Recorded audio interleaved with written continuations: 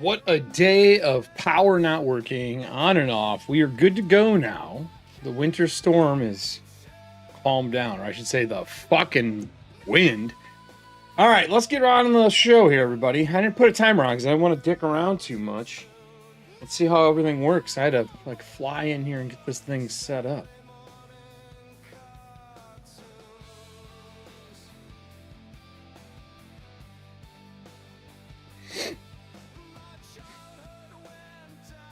I'm alive. Everything works. Good. What a fucking hassle today has been. Not horrible. Just woke up early, make sure the stuff was ready to go. Walk in here, and I hit the power to turn my PC on. I was like, I don't remember turning this off. Hit it again, hit it again, hit it again. Not turning on. Nope. Not turning on at all. Why is it not turning on? Because our power's out. We just got our first like big storm right now. Not horrible, but it's the beginning of winter in the lovely land of Wisconsin. Oh look, I turned it on. It's a picture of snow. Look at this. Hold on here. If I can get to it. Oh, it's gone. It was literally snowing on this. Oh, snowmen. We'll go with that. So it's not too bad, but it is windy and nasty out. That's really what it is right now. It's windy and wintry and nasty out. Not looking forward to walking the dog in it.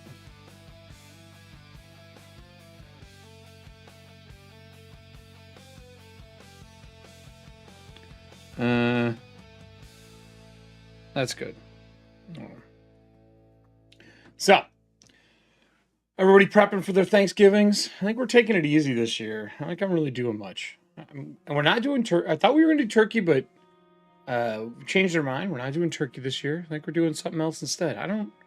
I'm getting the surprise treatment where it's going to be whatever she brings home is going to be what I'm making. I think we're going to do like steak and lobster or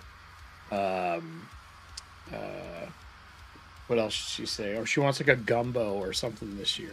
So it's like, all right, no big deal. We can change it up. So I'll be cooking something entirely different than what I thought I was gonna be cooking today. I like doing Cornish game hens as well. That I prefer that to turkeys. One, they cook faster. Two, if someone doesn't show up, you don't have to cook them all. And they grill really fast. Because I'll grill in this weather. But it's so windy today. I was going to smoke a turkey. There's no way I could have smoked a turkey today. It's just... I mean, I could have. I just would have been in the shit. Doing it. So we're skipping that crap. But, yeah. So we have a ton... Well, actually, we have one thing to go over. I'm not doing any news today. I'm going to keep this one a little shorter since it's the holidays for everybody. And I have a bunch of Breachers stuff to write. I do have my Hoodies, and I'm doing some W today instead of coffee, because I know we're gonna have coffee tomorrow for the football game. The Lions playing the Packers Thanksgiving. Probably gonna do like a meat spread for that. But yeah, I know serving, you said you're going to a friend's house for you have a whole weekend too, don't you? Aren't you doing like a crazy friend's house baking, cooking extravaganza? Like you don't get home for a while, right? That's what I remember hearing. Always cool ass cups. Cool ass cups. Let me pull open this too. So today, we're going to be going over Curse Scroll 6, which I'm excited for.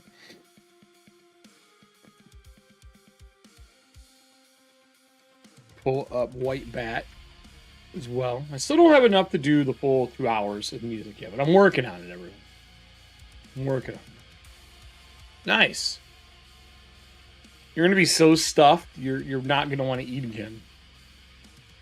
And we're not going to anyone's this year either, I don't think.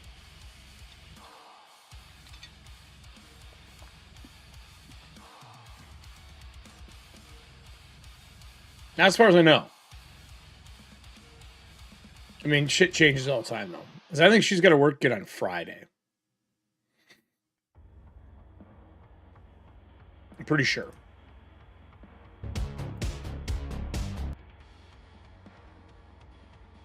Like 90% sure. What's up, Kyle? How are you? You do anything fun for a holiday? You staying your ass home, Trickster? You play some Moria. I'm actually getting ready to beat the game since we lost. So that's some disappointing news. So Raven and I, when the game launched, when Return to Moria launched, we put so many hours into that game. DLC came out this month, and we're like, oh yeah, let's go into playing that. That'll be great. I wanna play that. Boot it up. Game's gone. Save files just fucking toasty. We don't know where it is. It's just gone. No idea what happened to it. Not a goddamn thing. So now Raven and I are like, well, what do we do if it's already missing? How do we fix this? What do we do to fix this? So we tried a bunch of stuff, and he had the save for it. So we started a new game. Yeah, but I'm helping you out, Trickster, to do it. That's fine. I don't mind restarting it with somebody, because I learn a new thing every time I go through. And I can also help you, like, not over grind, right? And you can always go grind whenever you want. So the thing when I played it that sucked is not sucked. It slowed down. My thing is Raven and I hadn't played it before, so we were literally trying to grind everything out that was available. I mean everything. And you'll see there's a lot of, like, you can grind in mine forever. Forever. The biggest thing to do is to progress through the game's metal types to get the gear you need to move forward. But you should explore. There's a lot of, like, secrets and things that you can get. And with the new DLC, with the Durans folk, there's a whole bunch of stuff there as well. It really makes me want to do freely put out the Mines of Moria for Lord of the Rings. And I really wanted to do a campaign in that, like a solo game in that. I don't know if it's possible. I don't know if it has a solo one, because it has all of the maps for Moria in it. It is fucking gorgeous. So I've thought about doing that for a TTRPG. I'm working with Free League to get the PDFs, though, for Aliens right now. They thought they sent them to me. They weren't in there, so I've contacted them again. I don't expect anything over the holiday weekend. But hopefully when I get those in, we can set up to run the new Alien Evolved. There is a solo campaign piece in that. I think that's what I'm going to do on Monday nights for everybody during December. Because besides, I think we're talking about December 15th. We're going to do a Christmas special this year. We're going to be going back to one of our favorite settings. I think we're going to kind of do that as a little bit of a fun piece. And then we'll still be doing our Wednesday shows and our co-op show on Thursdays, I think. So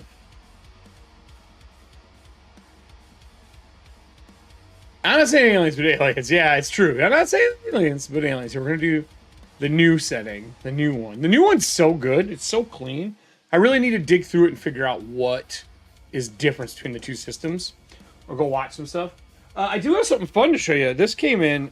I didn't order this. I don't know if they sent this to me on accident. I checked my emails. I didn't get anything from them. And I just ordered some stuff from Lockbee. I'm a big...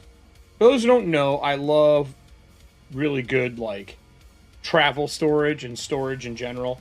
And I own a bunch of Lockbee products. A bunch. Like, I like their stuff a lot. They're waxed canvas. They're really good for journaling. Really good for travel stuff. So let me grab my collection here. And then we'll do our things. So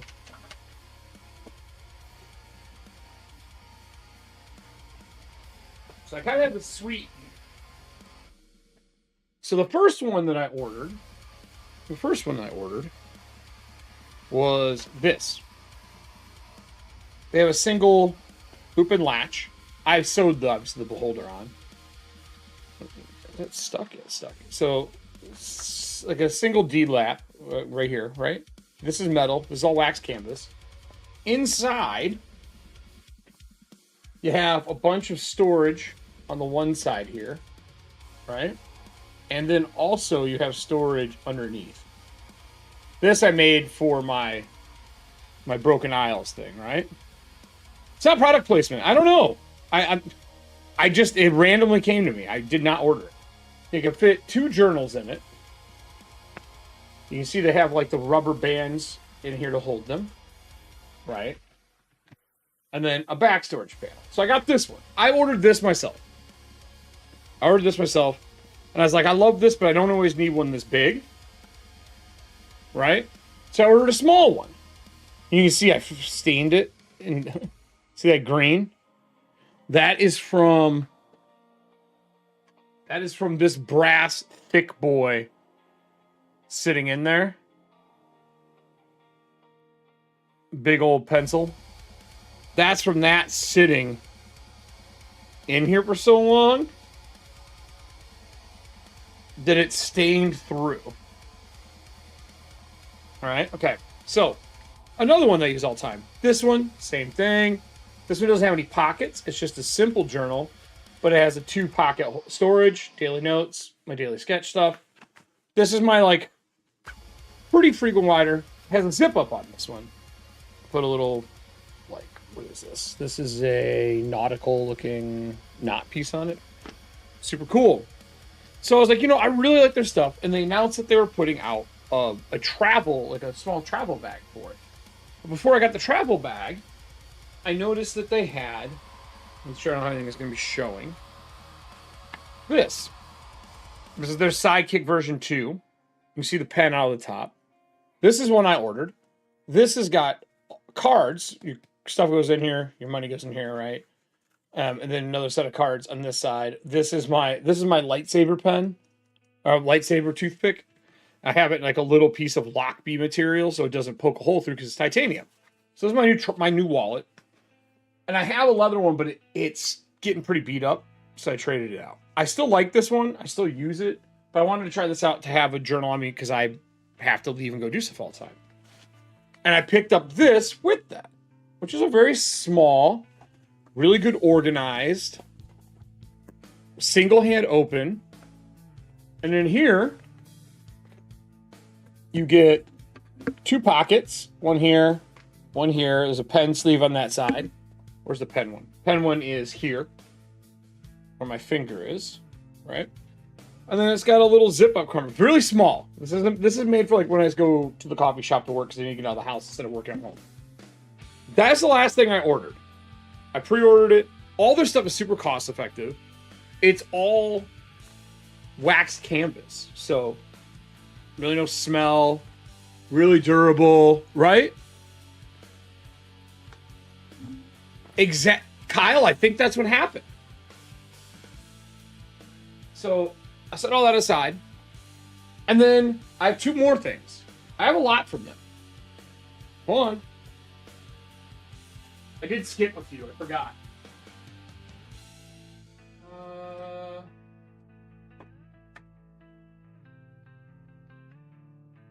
I didn't mean to. I skipped a couple.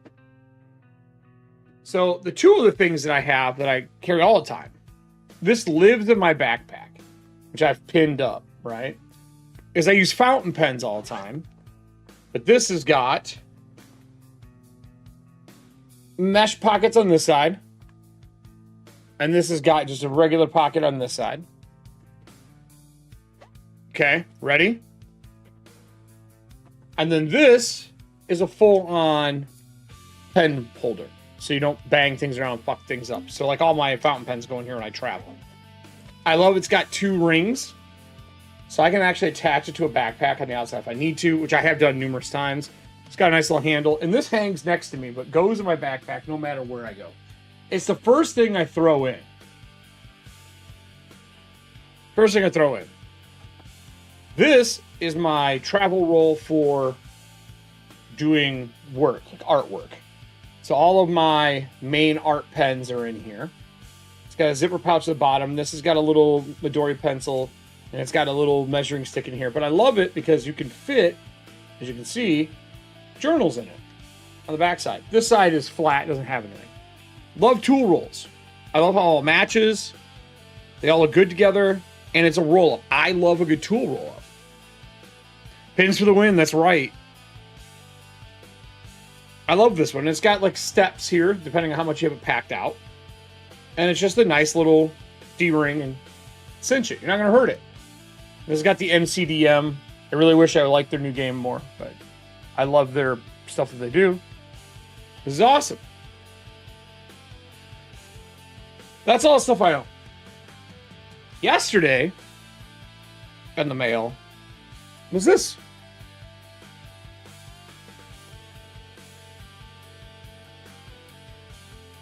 Right? Nice little hook.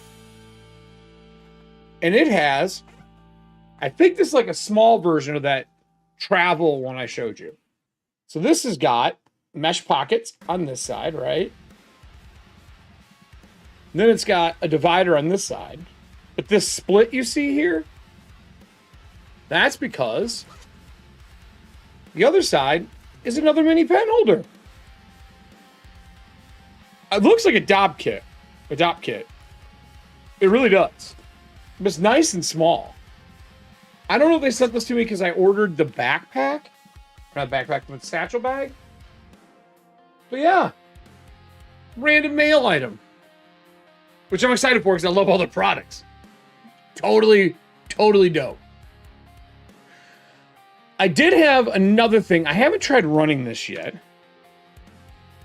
I'm going to bring this over. How do I want to do this? Before we start doing a review here, I got somebody on Reddit for Shadowdark. I have so many bags. I'm a little bit of a bag whore.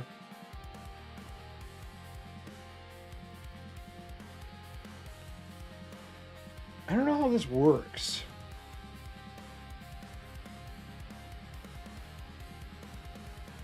So let's go over the work thing here.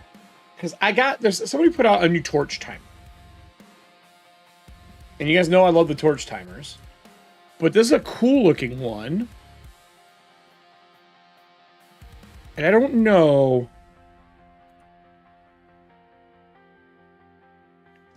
Edit. Oh, Reddit. I'm not a big Reddit fan. But lately I've been doing it just to track new information and shit that comes out. So let's go over to the work table. Let me go over to the work table here. Bats.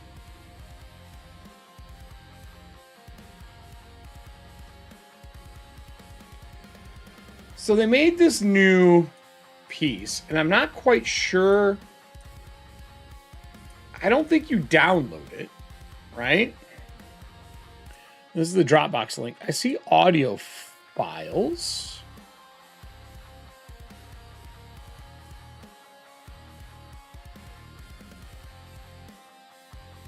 I think I might have to extract it all and then load it. Let me see if I can find the Reddit post for it. Hold on.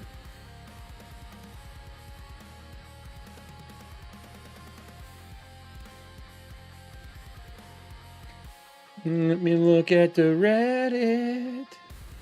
I do wish you'd organize your saved posts in Reddit a little fucking easier. Because I saved so many maps. It's kind of unreal.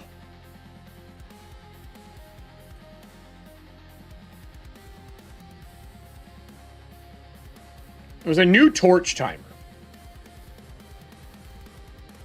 It was really kind of cool looking. Let me look it up here. Torch. Toy timer. Yeah, here. I think this is it.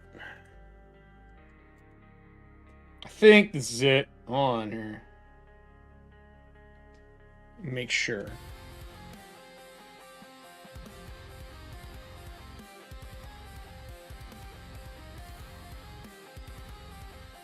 So it's a 60-minute and a 30-minute. The very basic graphic, 8 voice timers, because I locked into tropes everyone else did, turn on and off when you tap the screen. Various torch timers. So here's the new one. Yeah, I'll still be using that torch. I just wanted to use this for maybe in-person games.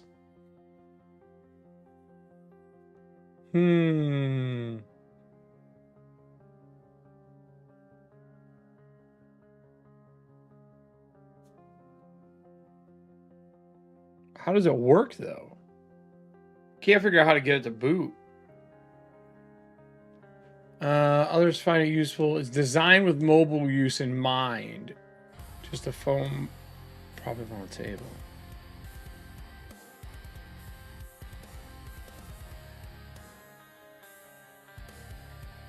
Is this it?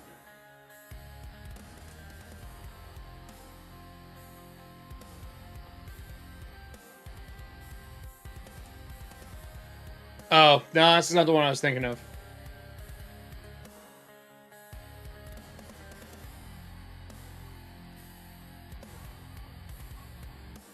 Huh. No, that's not it. This is not the one I'm thinking of. I thought this is it, but it is not.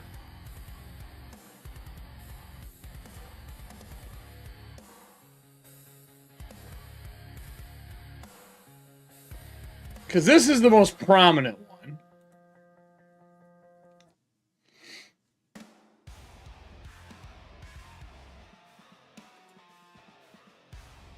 This is the most prominent one, right? And it fits this, and then there's hardcore mode and lighting and timers and all that kind of shit, right? That's the most prominent one.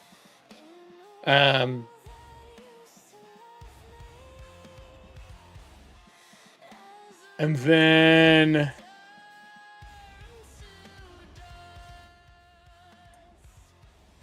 this is the other one that a lot of people use, which is this old retro add a torch and it burns, right? There's this one.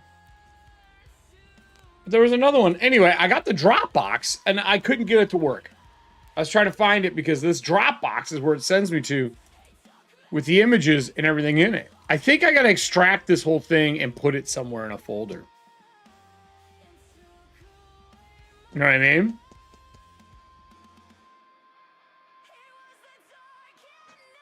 So, I don't know what it is. I'm going to keep it around, see if I can fix it. But once I get to work, I'll let you guys know. I don't know what exactly it is yet. So, with that, let's get rid of this. I'll leave this up just because I might need it.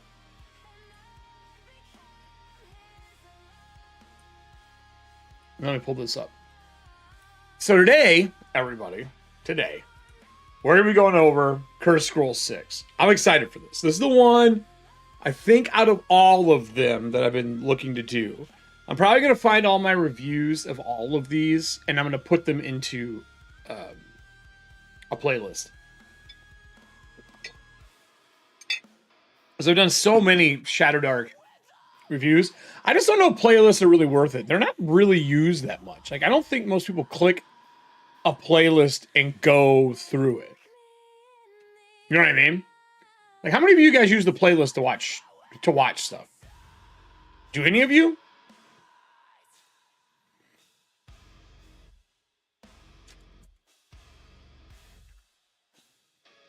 Like, how many of you guys go, oh, I'm going to watch all of this playlist and, like, start a... I use playlists once in a while, but not a lot. Whoa, wrong way. Not as much as I should. That's probably what I should actually say. Not as much as I should. I don't mean the ones you make yourself. I mean the ones that are on like my channel page. Does that make more sense?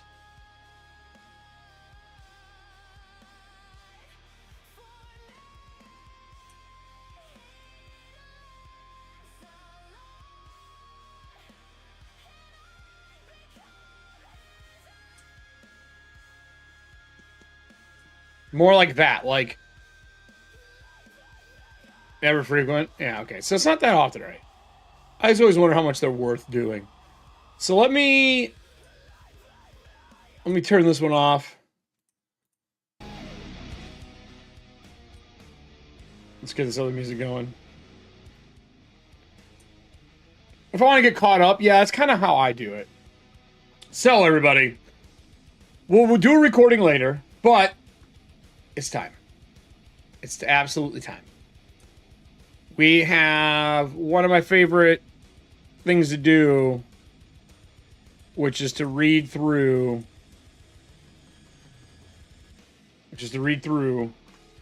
my my lovely cursed scrolls that are just packed full of goodness, right?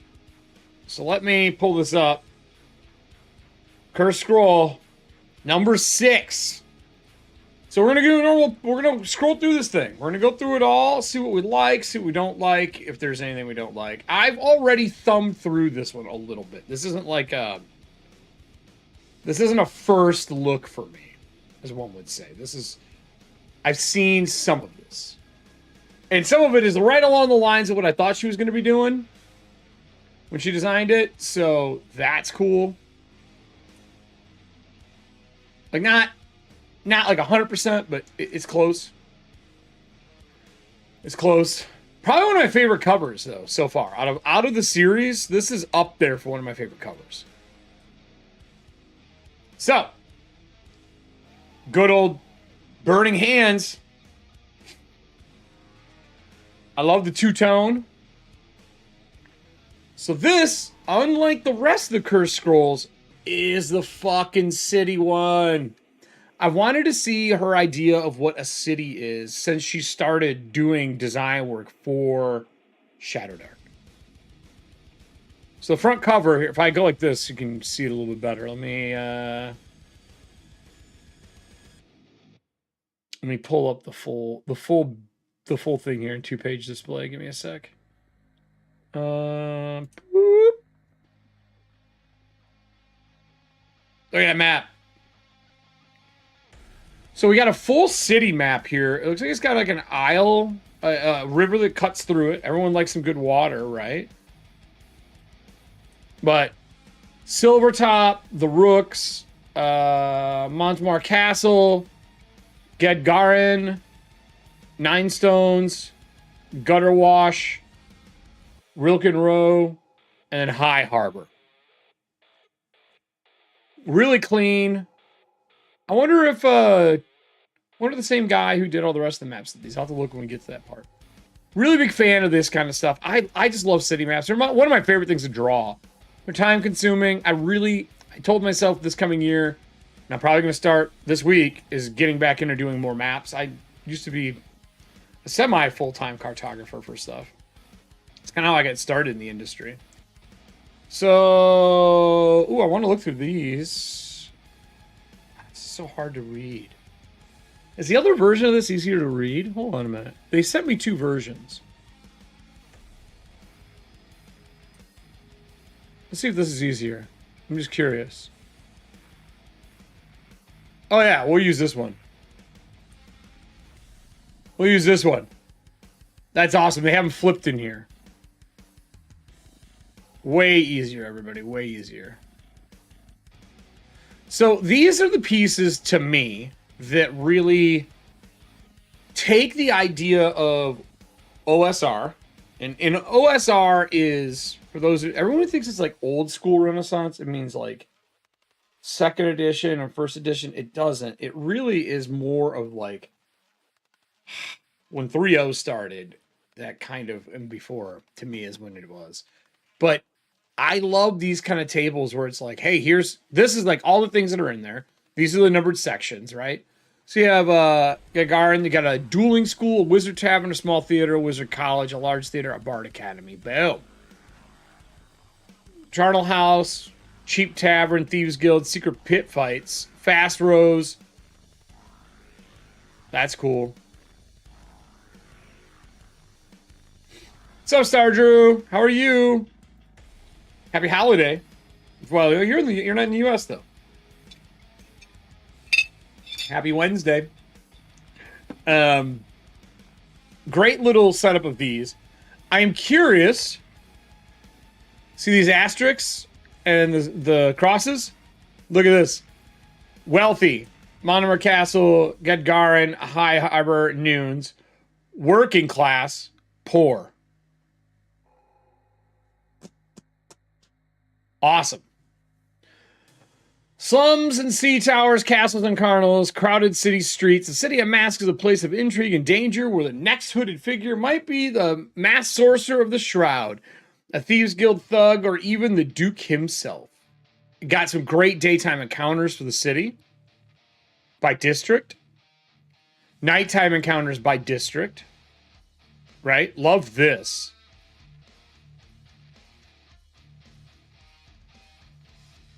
So art, cover, Jesse Egan. Oh, it was not him. It's a different cartographer for this one. Huh. He's thankful in the US. Yeah, right? No shit. So, okay, wait. It's chest. Hyperlinks. Okay, we got hyperlinks, everybody.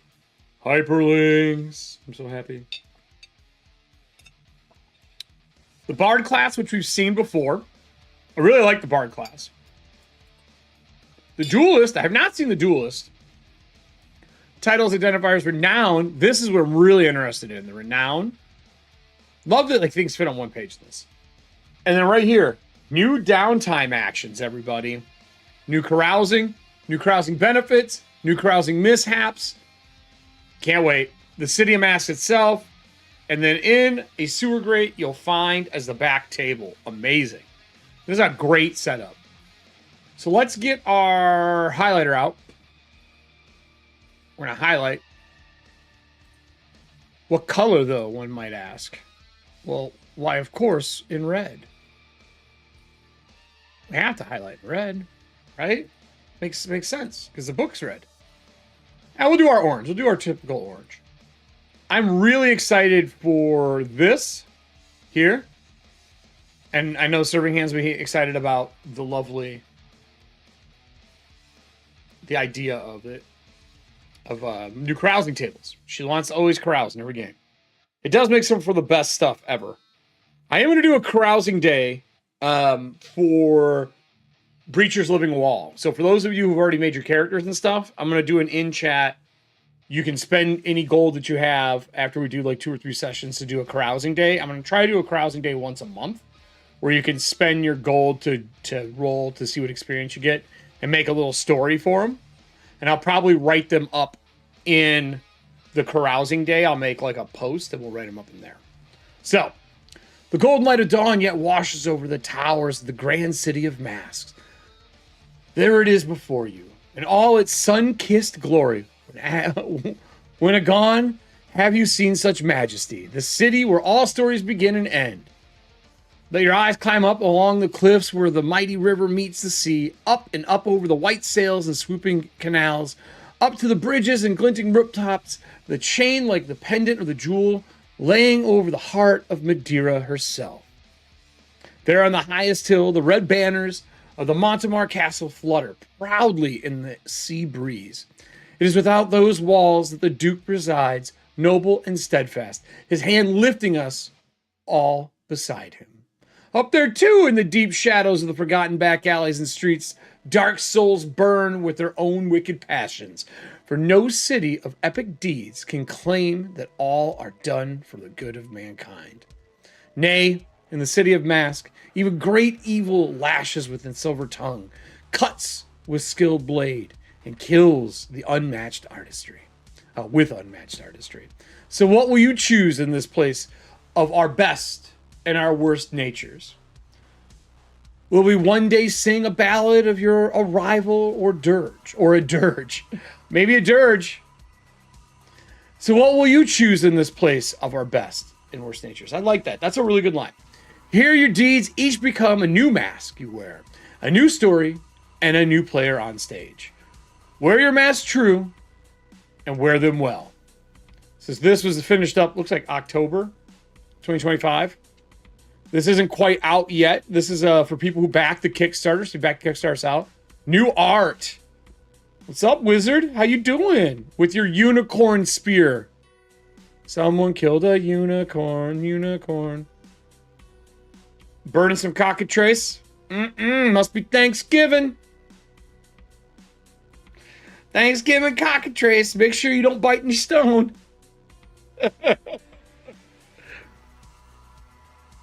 I love these. So the first class. So we're going to be unlocking classes as we go through. Now that Curse Scroll 6 is in the hands of some, I may unlock some of these coming up.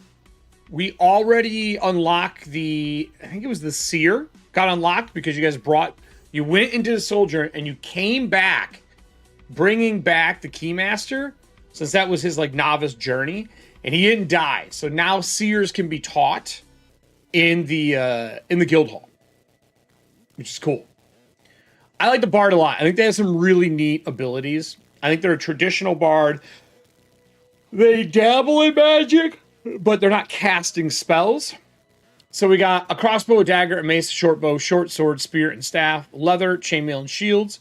D6 11 level. Look at all the languages they get. 4 additional common languages and 1 rare. The Bardic Arts, you're trained in oration. Hello, welcome to Home Depot. This is your orientation video. Anyway, you're trained in oration, performing arts, lore, and diplomacy. You have advantage in all these checks. This is so fucking powerful. There's no skills, but that is a skill. Right? Fascinate, you have to make a DC 12 charisma check, or a Riz check, as Nick and I have. I think everyone is now on board. It's the Riz. The Z stat. On success, you transfix all targets in near whose level is equal to or less than 1 plus half your level. So if you're level 1, half it is 1, so 2 and down. If you fail, excluding focus, you can't use this again until you rest. Inspire. Each day you can grant a number of luck tokens equal to your charisma modifier. Imagine this in Breachers. You can just give out Breacher points instead of luck.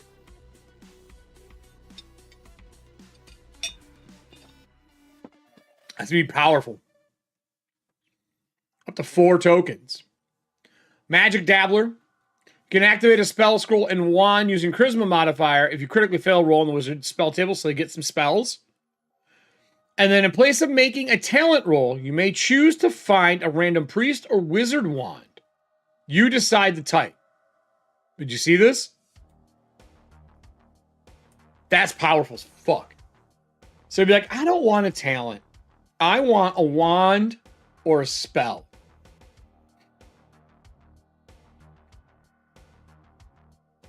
I want a random priest or wizard wand. That's fucking huge. Their bard talents, 2 and 12 are usually the big ones. You have advantage on downtime checks, excluding carousing. 3 to 6, +1 on melee and range attacks, or a +1 on fascinate rolls. 7 to 9, 2 to distribute to any stat points. 10 11, add 2 to your group's carousing event rolls. That's big. I love that.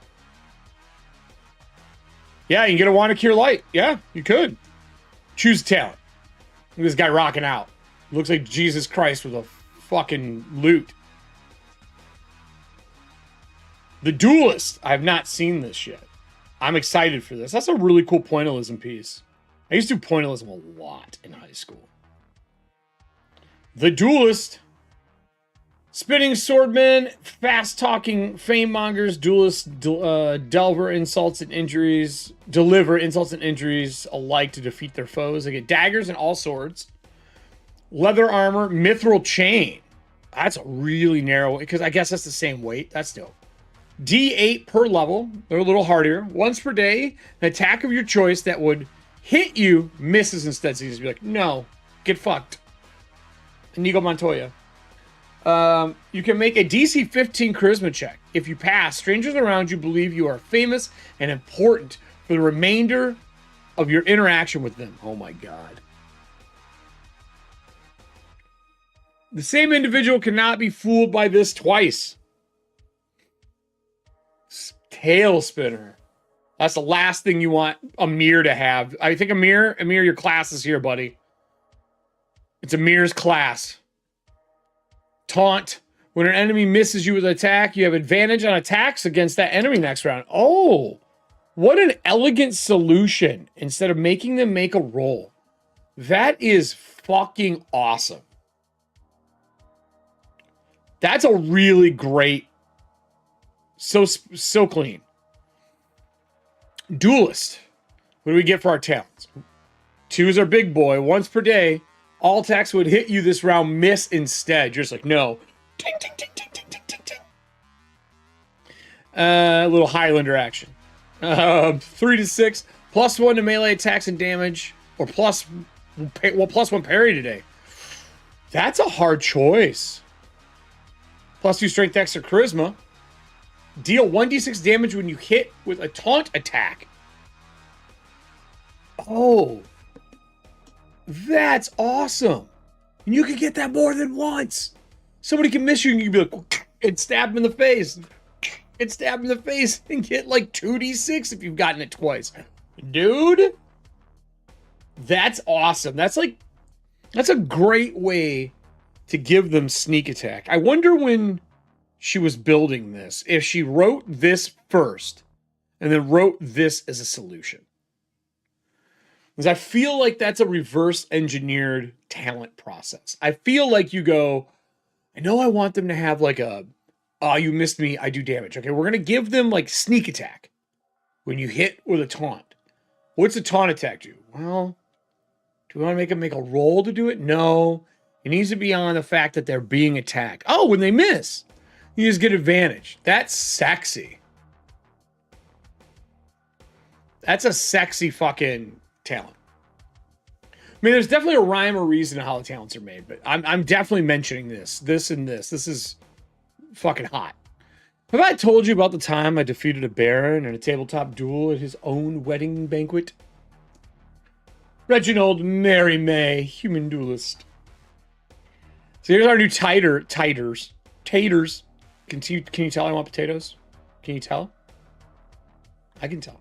It's taters. I love this.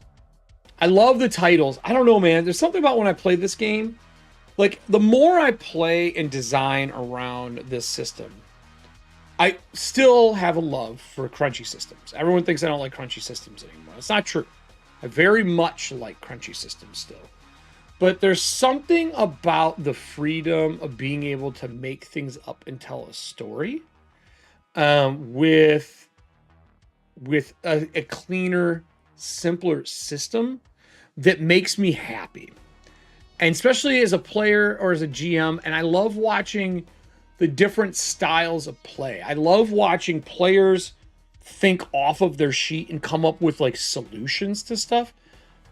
But I feel like this game cuts out the stuff I hated about first and second edition, which was the, all right, I'm going to search this room. And the GM looks, and I remember this as a kid, GM looks at like the box for the hidden item in the room. It'll be like, the hidden item is in the right bedpost. And there was no search roll. And you'd be like, all right, I look under the bed, nothing there. Okay, I look in the pillow, nothing there. I cut the bed apart, nothing there. I look in the desk, nothing's there. It's like, oh God, when are they going to find this bedpost? And it became like a mantra that you would go through. And it was fucking ridiculous, dude. And I know a lot of people who played in first and second edition that had that problem. And skills kind of changed that. But I don't think searching that way is necessary when something's hidden. If they're just saying, I'm going to toss the room and look for things, you just have them make a fucking roll. And if they look in a specific spot, you just give it to them. That's it. But anyway, titles. Gutter Snipe, Charlatan, Satirist, Silvertongue, Doomspeaker. These are great names. Fencer, Defender, Mongoose, Wolf, Swordmaster. Oh, the Wolf. That's so good too. I love this. Are these all brothers? The 3 brothers? Are these dudes brothers? I'm going to circle this. They got to be brothers, right? Got to be brothers. Identifiers. This is cool. Use identifiers to spice up a character's name or add a unique spin on an NPC's name. Add the in front of each identifier. Identifiers can be earned, given, or replaced. This is D4, D20, D4. I want to see what this is. Hold on here. We're going to grab one. I want to see what this is. So we're going to go with Yule. We'll do Yule. I got a 4. Yule 11. Yule the Eager. The Eager. Got 16 for. Yule the Eager, the Courageous. That's fun. These are nice little, great one-pager to come up with some shit. That's like this is like a print and throw it on your screen if you want to title somebody, right? Renown. All right. I love systems where players can earn respect. And in Breachers, it's your sojourn when you go in and out. How many journeys you've made it in and out of the wall is kind of like a bragging right. The rules for that are not out yet. They're coming in a post coming up, and they're also for Patreon. They're also going to go in a future thing that we have coming out for Breachers. But I love that there's a renown here, so I can kind of take what Kelsey is already training people with and build upon or do my version of it. So characters' renown can grow over time and increase their fame or infamy. Having a high renown confers benefits. PC's renown, I guess my eyes is not going away. PC's renown starts. PC's renown starts out being equal to the charisma modifier. It can be negative. And I think you just decide if you're going to be using this in the game. You don't always have to have it. 3 or less, you're most likely invisible, even to regular folk. You're not even in an upscale place. No one knows you. 4 to 7, so you have a chance to have this right out of the gate, right? With the charisma bonus of 4. Gain a +1 renown bonus on carousing event rolls. Regular folk review you favorably. People of high status ignore you, especially in upscale places. And then you get 8 to 11. Gain +2 renown on carousing event rolls. Your known name, high status. People treat you as a peer. 12 plus, you gain 3 renown bonus on carousing event rolls. You're a celebrity, welcome in most luxurious of places. People of high status defer to you. I mean, think about what we did for Magic and Monsters on Monday. Like, if you missed Mondays, I pulled Allie's background in because Kelly ended up having to miss because her flight was late. I was like, how am I going to fucking do this? So I set a bunch of stuff up. I looked at everyone's background. I grabbed one of their background pieces and ran with it. And Allie had picked a spot on the map where she knew some stuff. And she also said, oh, my family is friends with somebody who owns a restaurant. I'm like, I know what we're doing. And she named it Cadaviar. I was like, perfect. So we went through and we used that. And Renown took, it's a big part. Like if you're in gallery 3, 2, or 1 in the Grand Assembly, that's like a resemblance of fame. Like broad strokes. So I really like that this is getting added into Shadowdarks for people to use. Real small. Now, with that said,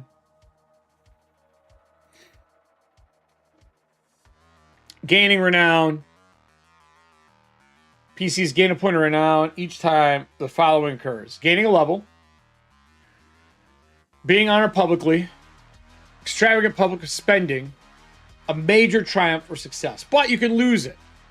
PCs lose public humiliation, negative run-in with the law, committing a fashion mistake, going broke or being frugal, offending a person of higher renown or social status. And then reactions, PCs may add their own renown bonus to reaction rolls. when they are in a location where they are likely to be recognized. Double is always a result of a hostile action. Double ones. Okay, cool. We got new spells. They're hyperlinked? Yes, they're hyperlinked. Oh, makes me so happy. Lawful wizards can choose from the below spells in addition to their standard wizard spells. Look at this guy. Look at Merlin. Man, wizards are like my favorite thing to play. I love wizards so much. And I really enjoy spellcasting in this. I think I like Dragonbane spellcasting a little bit more, but I like these as well. I love that you just fucking cast it until you fail. Abjure. Especially when you make hamster balls, Diana. Especially when you make hamster balls in Dragonbane. One of the best moments ever. So, Abjure, close. You and one creature you touch both die. Wait, what? What?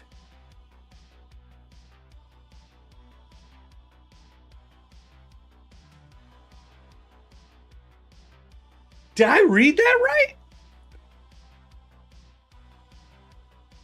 No.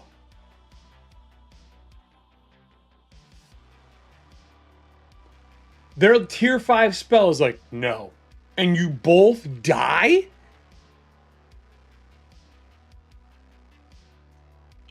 Okay. Well, that one bangs out of the gate. I was not expecting this. It was unexpected. Unexpected. Absorb. Yeah, dude. Who says an Abjurationist is weak? You can absorb a barrier force around you. Half all damage you take from for the spell's duration. That's dope. 5 rounds, self. Cleanse, instant. You expunge natural toxins from one creature. And the effect of 1 poison. Cool. Flare. Blinding white light bursts from you. All enemies in range who see it are blinded for the spell's duration. This little guy's ready to cast it.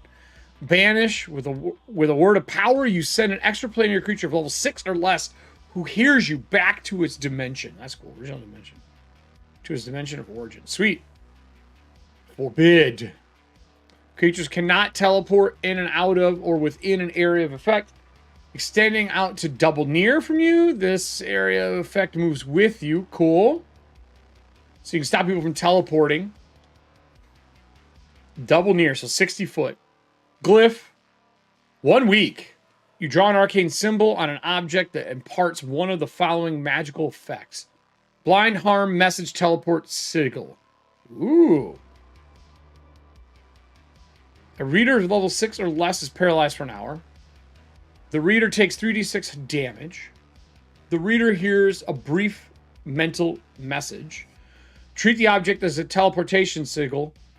I'm making fun of sigil, by the way, right now. But per the teleport spell. The glyph disappears once activated. Nice.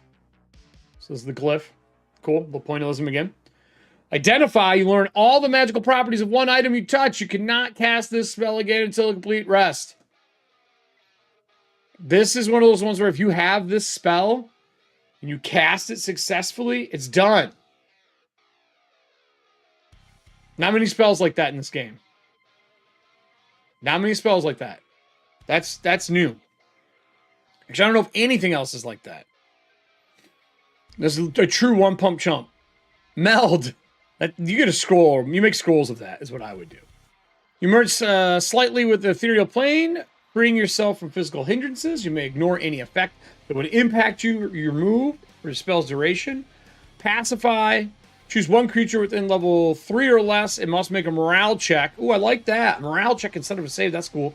Creatures immune to morale checks are not affected by the spell. Permanence. One of the best spells in 2nd, 3rd, and 5th edition. And in Pathfinder. In order to cast this spell, you must sprinkle a powdered diamond on the target. Choose one object in range that is currently under the effects of a spell you have cast. The duration of that spell becomes 1 year. 1 year. You cannot alter the original spell's effects after casting permanents. For instance, you can no longer move an object under the effect's telekinesis, but you can telekinesis it, sprinkle fucking diamond dust on it, and cast permanents. Or you cast a fireball or a lightning bolt down a hall and permanents on it. But really, you would only be able to do this for stuff that has a duration. Or you'd have to do it on a spell being cast on you. How dick of a move would this be if you are... There's two wizards traveling together, and one uses permanence and just has a bag of diamond dust, and the other guy casts lightning bolt, and they're like, same time, and they fucking throw diamond dust on, like, lightning bolt, throw it on grease, throw it on... Like, what a dick-ass move. So if you fail that spell, you lose it for a year? No. I mean, you could cast permanence on permanence. Push-pull. You move one human-sized object creature of level 4. I love this base level pieces. Less than your distance. Because remember, in this, since it's an OSR-style game, we don't care so much about balance. Like, we don't care about matching your monster to your player levels. Like, you can, but we don't care. The target is anchored in any way that prevents free movement. The DC to cast a spell is 18. Wait, what? Oh, if they're anchored. Oh, I see. Reveal. End of all visible effects. Put near distance from you, so you can just banish the visibility on people. Stasis. This is the most powerful game in Numenera. In Cypher System. It's one of the most annoyingly powerful spells. And it's like first tier. And in Numenera, not in this. We don't know what it does in this. Indefinite. A willing creature you touch becomes... Wait a minute, what? Maybe it is the same spell. A willing creature you touch becomes suspended in time. If the target is unwilling, it must be of level 5 or less. The target becomes unconscious and does not age as bodily functions cease, though it remains alive. You may end this spell anytime or with a predefined condition. So this is the whole, like, Sleeping Beauty. Or Snow White. End all invisibility effects. We did that one. Speak with object. The object you touch mentally answers your questions. The object's wit matches the rarity of the item's... Genius. Great solution to the problem. I touch it. What's it sound like? Fuck, I don't know, man. I don't know what the fucking object sounds like. It sounds like a stick. You grabbed his stick. It was in a dog's mouth, but no. And this one, object's wit matches the rarity of the primary materials. Smart. Smart. A diamond is wittier than a stone. Can ask the object up to 3 yes/no questions at a time. Truthfully, yes or no for each one. You cast spell more than once in 24 hours. Treat a failed spellcasting check for it as a critical failure. So if you do it once in a day, this is a great way to stop spamming. Great solution to spamming. Elegant. Ward. You ward yourself with a magical charm against ambush. The spell's duration, you cannot be surprised. You roll initiative during surprise rounds and are treated aware of the enemies. Smart. Oh, I like this. That's true. It's true. Only Allie could talk to the skull, right? Magic and monsters, but yes. This is a great piece. This bro looks like he's in his slippers on guard duty. Love the oversized, like, dagger. Let's get into gameplay. Downtime. I've been looking forward to this. I could feel that we were going to get downtime stuff in this. Just didn't know what it was going to be. But here we are. PCs can do 1 downtime activity between adventures. Now, for all my living wall fans, all the Preacher's Living Wall fans, I'm curious to see how this looks and if it's something we want to do. I think I want to. And I probably have people put their downtime actions in their character areas. So, PCs can do 1 downtime activity between adventures. Activities marked with an asterisk cost 10 gold per PC level. To succeed on a downtime activity, a character must pass the associated check. PCs can't use luck tokens on these checks. So no breacher points, no luck. If a PC fails the check, reduce its DC 1 step the next time they attempt it. Reset after success. Spiritualism. Meditation, prayer, self-reflection, or mystical study. Wisdom check. So DC 9, gain favor with a local church. Your renown increases 1 point. 12, spiritual strengthening. You gain 2 XP. 15, you find personal insight. Reroll 1 prior talent. Oh, that's hot. This costs money, though. 18, spiritual cleansing. End 1 curse affecting you. Now, the way this works is you got to pick what you're trying to do. Just so you know. You pick the activity. Skullduggery, thievery, criminal activity, or churning the rumor mill. DC 9, start a rumor about one person. The renown increases or decreases by 1 point. You choose. Wow, that's a dick. If you just go around sowing shitty fucking information. Hey, I know some urchins that are probably going to use this. DC 12, lay low, escape a city guard over a minor crime. Extortion, there should be a time frame on this. Extortion, I guess it would be the downtime between adventures. Oh my god, is Pee-wee a wizard then? Yes, Pee-wee was a wizard. He's a wizard, Harry. Pee-wee Herman was a wizard. You want to go back and watch Pee-wee Herman? Creepy shit. 15, extortion. Increase the value of your next sale by 25% or reduce the cost of your next purchase by 25%. Awesome. That should, like, Eric move? What should Eric move? 18, hideout. Escape the city from a major crime. Techno wizard? Some days. Ooh, dexterity's only got 2 though. Oh, hey, look. Oh, the answer. Charisma check. This is under skullduggery. DC 15, get away with a minor crime, suspect you thief. If you fail, the guard investigates. See page 45. Get away with a major crime, such as a murder. If you fail, the city guard investigates. See page 45. Martial training. Weapons and armor training by a suitable expert. Different training is available to PCs based on their class's hit point or hit die. So that's martial training. So if you're a D4, int strength dex check, 15 plus 1 to hit damage of the weapon, limit once per weapon. 18. Oh, look at these. These are great little, like, how you get better at the character. These are so, they're like feats without having feats. They're like all the choices and skills that are in games. But instead, since this entire game evolves around gold, you are spending gold to get access to things for a lot of these.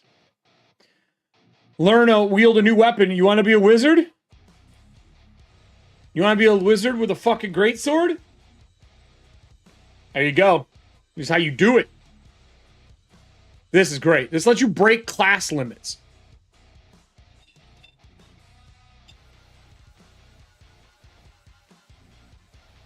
Yeah, you absolutely could use that to strengthen your Cyclops fists. Yes. If that's something I end up writing into it. Yeah. I'm pretty sure we're going to use these. I'm probably going to make some new ones too. Because there'll be some breacher specific shit. If you have a D6, because I had to make a D12, because there's no D12 one, right? Int, strength, dex, or con, plus 1 to hit and damage once per weapon, limit once per weapon. Learn to wield a new weapon, 10 die damage max, D6. Oh, no, it's, you can't do it. Oh, look at that. That's how it fixes it. D4, you can't learn a greatsword. I see. But at D6, you can change it. D8, in strength, dex. Learn to wield a new weapon. Plus 1 to hit or damage, limit once per weapon. Increase the weapon damage of a weapon by 1 step. D12 max. Limit once per weapon. That's to learn to wield a new one. This is to increase. This learn to wield a new one. This one is increase the damage of 1. So at D8, you can increase the damage of one of your weapons. So you can make a dagger. You know how badass you could be with a dagger? Holy shit. Wild. Magic. Magical research. Search. Studying spells. Praying to gods or consulting oracles. Spell casting. Okay. Int or charisma. Advantage on your next check to learn from a scroll. Create a scroll with 1 spell you know of tier 3 or less. There's our scroll creation. D12, DC 15, create 1 potion from the following list. Fly, Forgetfulness, Giant Strength, Invisibility, or Polymorph. Create a wand of a spell you know level 3 or less. You can't create a new wand with the same spell until the prior wand breaks. So you only have 1 of that power. Wisdom, Wisdom or Charisma spellcasters, 12, gain an advantage on the next 3 spells you cast. That's a cool one between you, like you overstudy. And you just get advantage on your next 3 spells. Like going into like a big fight, you're like, all right, I'm gonna make sure that I'm ready, prepped. I got all my ingredients, the extra things I need. Now I can cast better. Genius. This is like this is the option splat book.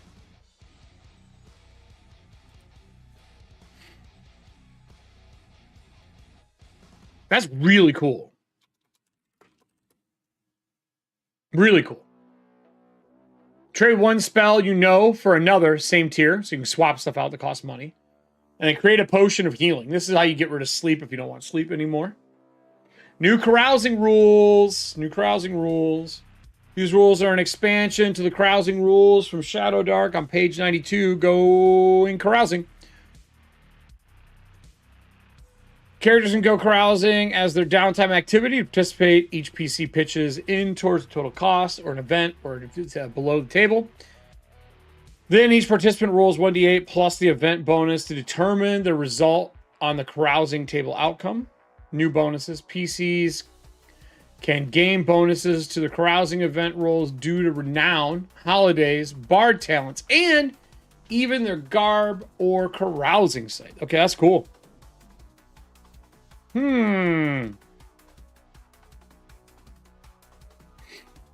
Outcome.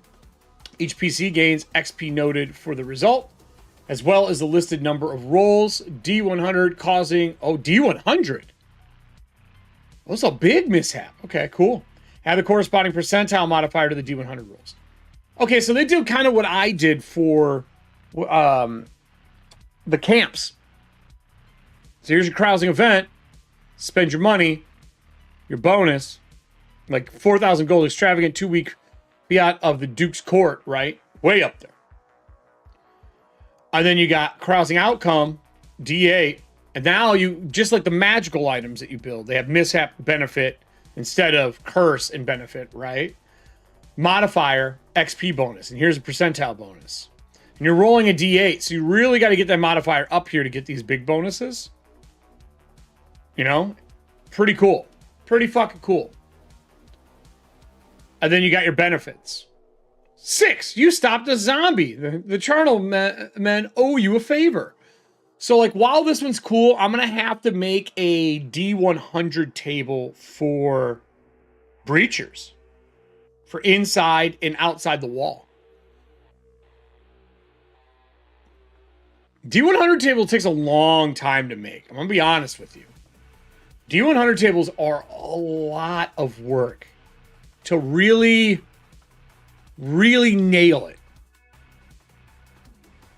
Really nail it. These are smart, though. A stray mastiff likes you, defends you in your next combat. Maybe you make a friend. The Onyx Eye clears you of your next crime accusation. There's some fun things in here. The Silk Trader from Elkash gifts you with a fine horse with 100 gold. Merchants charge you 10% less than normal for a week. You find a discarded bag. Roll your level's treasure table. A member of the clergy gave you a potion of healing at 67. You won a 5-fingered fillet. Plus D4 dex bonus for a week. Really cool. Yeah, it is to balance out the positive and negative. And that's, like, if we look at, on here, if we go into, let me find it. If we go into here,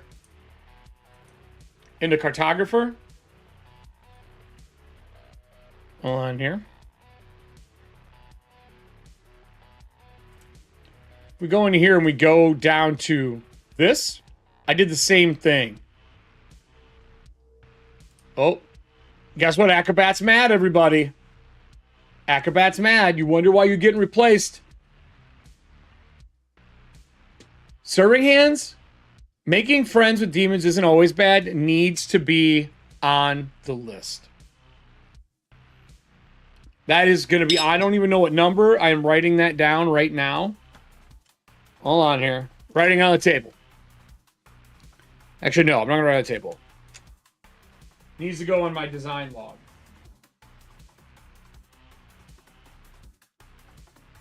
Hold on.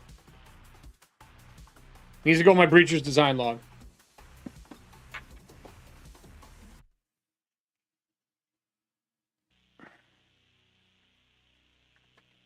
I have like a Breacher's note section.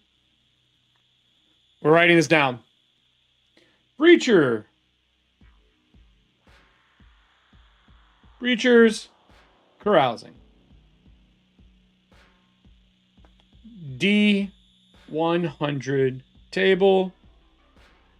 I don't remember what it'll be, but we're going to add it. Making friends with demons isn't always bad. I don't know what number that's going to be. This has got to be in like the... I don't know if it's going to be a powerful thing or a lesser thing. Allie makes a demon deal every game. So, I mean, it's got to be common, right? Right? Great call. Thank you, Serving Hands. Great call. Anyway. When you get to my camping mods here, you'll see here I have a D6. So it's 1d6 reaction, and then 1d6 condition plus result. And if you roll like a 5, is occupied? No, because 4 and 5 is no. And then if you roll a 6, it's fortified. But if you roll 1, it's ruined. And this is how you can find new things if you're like searching the area. And then you can roll on this table. I've been thinking about putting a little note up here, like, you don't have to roll on this table, but you can. Or 66. Yeah, right. And then these are like the condition tables. And those are the ones that are 1 to 100. But I have them weighted for rolling. And then they're weighted by like table type, like salvageable and fortified. Right? So that's what I did. Hers is literally 100. 100.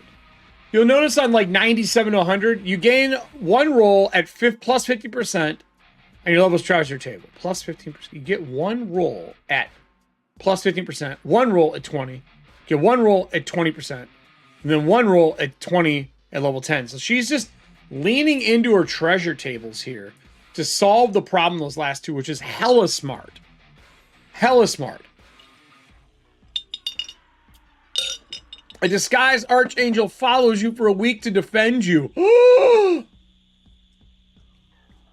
That's really cool. And then they got mishaps. So she's got 100 mishaps. And they're specific to the city. Right? They're specific to the city. Man, I don't know if I could do 100... Forever Peak. I mean, maybe. My problem with them being, if I did 100 Forever Peak, I would have to do 100 that are really any district you're in. And it would be like organization.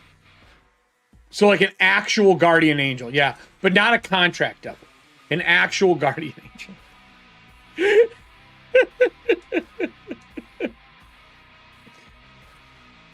100 of these would be really hard. Really hard to make, I think. Not impossible, but fucking difficult. Like, I don't know how I would make 100 of these. That's 100 ideas weighted properly from worst to best. I'd really have to think about this. I love this one here. A 10. Pickpocket successfully lifted 1d4 pieces of your gear. Traded your best weapon for a cooked turkey leg. Awesome. So what's 100? Like, how do you get, like, that's the hard one. Like, one, like, the easiest one to write for this is 1. You're in trouble with the Duke. But how do you write, like, 90 to 100? You begin to appear on wanted posters around the city. You find a bloody mask from the shroud in your bag. Misfortune favors you. Reroll the mishap as a benefit. Oh. That's cool. But misstate your name.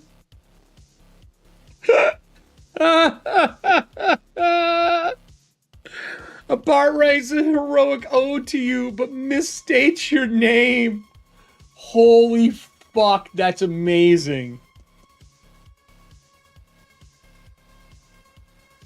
You drop 30 gold and will occur swell. Lose all luck tokens. Pretty cool. That's a fun piece. Pointillism, man.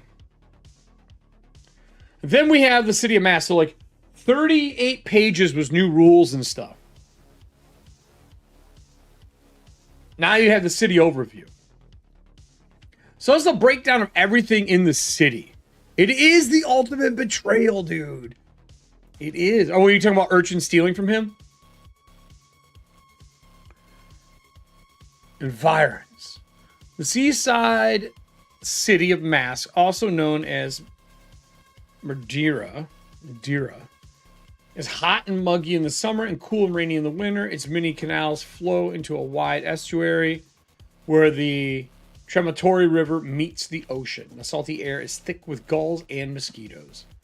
So I love this. She's doing a travel for this. I really started seeing travel in cities.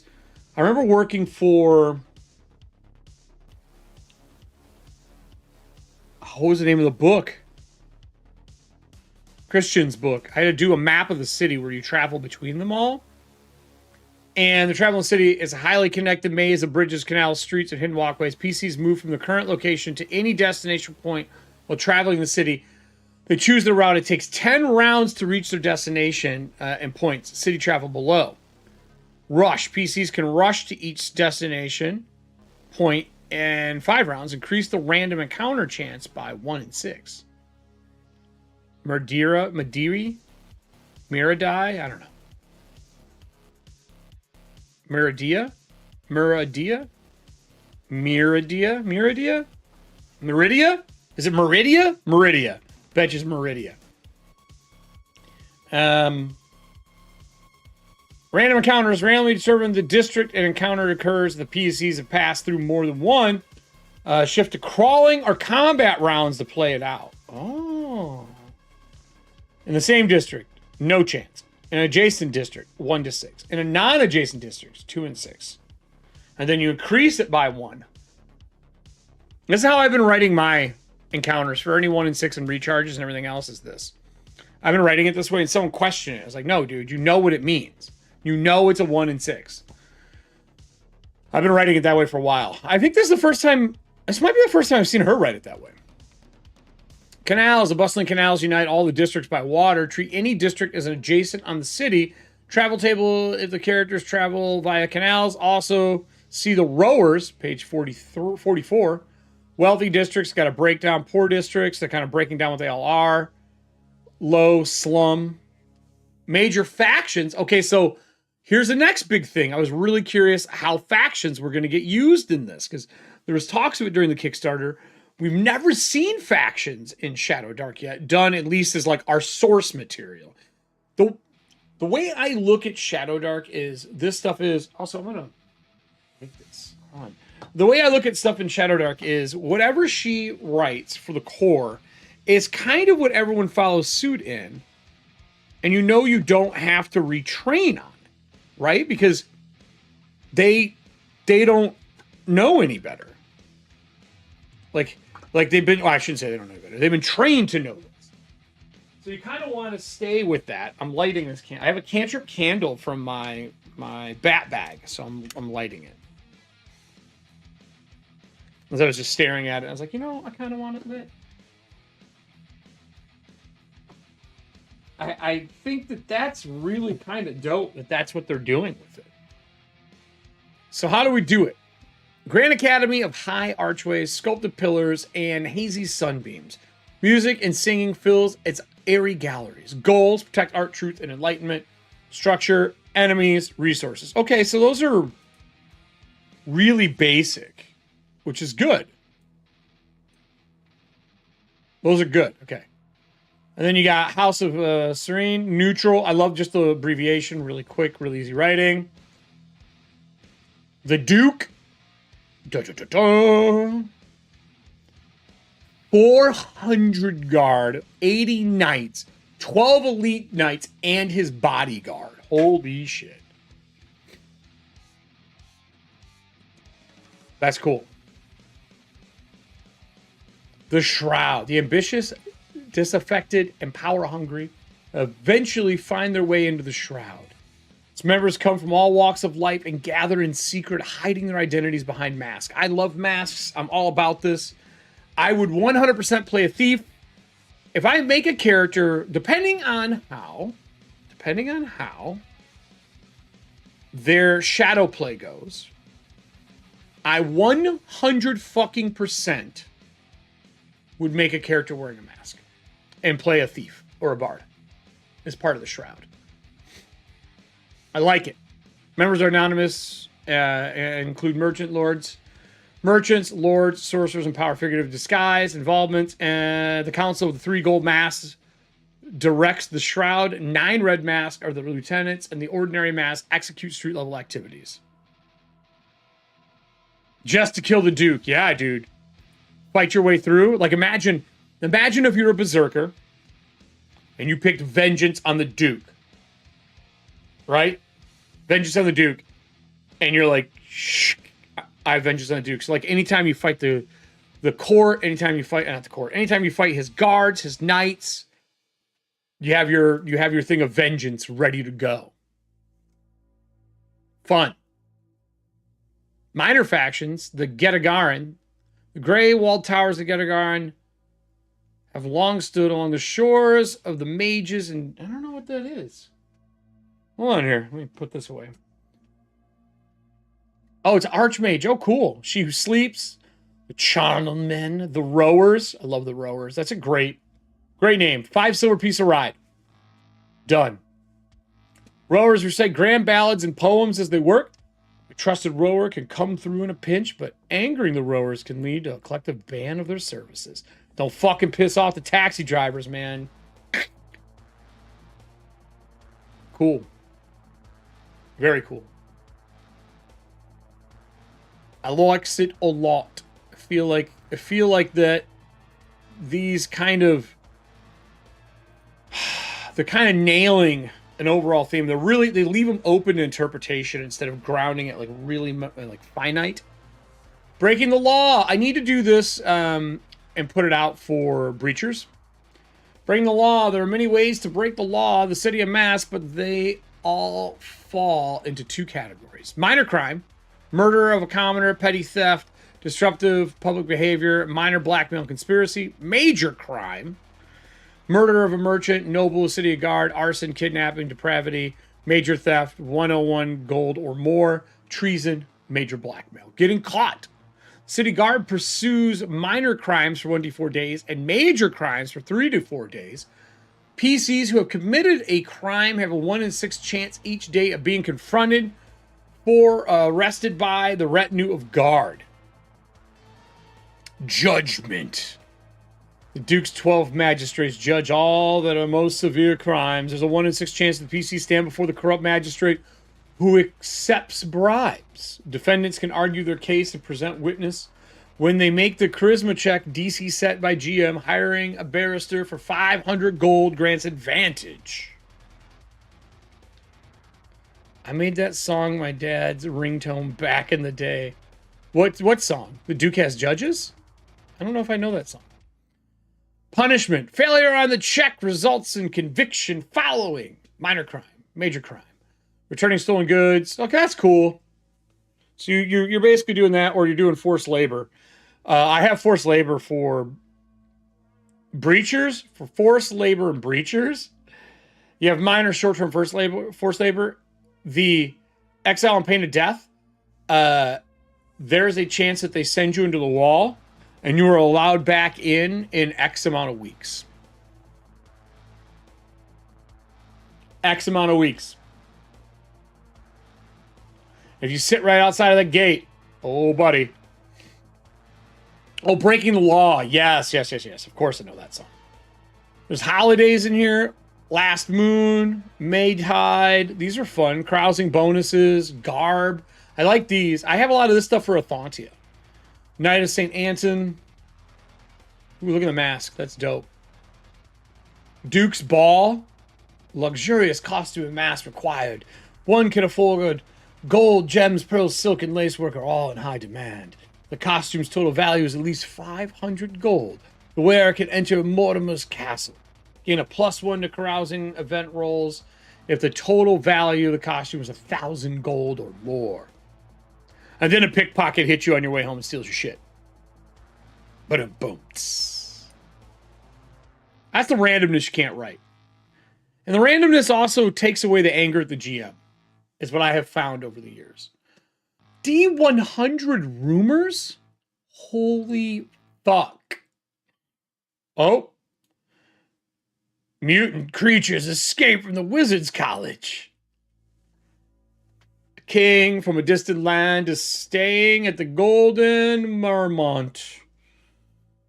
The Bloodroot addicts can find a secret vendor in the rooks. The blood, that's kind of cool. Very specific. D100 table, 2 pages, 1 lines. Really hard to keep shit in 1 line, by the way. This is art. Trying to do every one of them in 1 line is fucking art, and especially at this font size. And then she has a breakdown of the districts. This reminds me of Blades in the Dark. I'm not going to go through all of these, but I love there's like the wealthy of the category and arrives in. Without wasting, the Pale Toad's a great name. Right? Really cool setup for this stuff. The Gutter Wash. Again, really nice. I love the drawn out with the individual buildings and stuff. Very cool. And this person did detail work, man. They even did fucking lines for each building. This is how I draw my maps in Clip Studio. Very cool. Very, very cool. House of Siren. High Harbor. This is definitely cool looking. Where's the Duke's Bridge? Like direct access. The Grand Gate. That's cool. So this whole area? Yeah, this whole area is moated. And this is the castle. Very cool. I love the wagon wheel fountain drawing. That's a really good indicator for drawing fountains. It's smart. Look top down. And then you got the castle. Does that connect up here?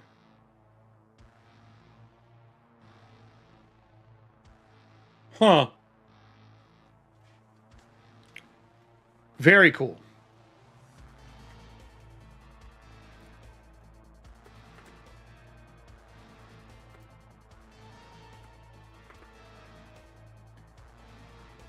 Very cool. The Silk Lion? That sounds like a sex shop. Oh, welcome to the Silk Lion. Or maybe it's a resurrected lion at your dinner table. How fucking wild was that on Monday? Holy shit, dude. The whole party was like, what the fuck is going on? I enjoyed that a lot. I had a lot of fun on Monday Night Show.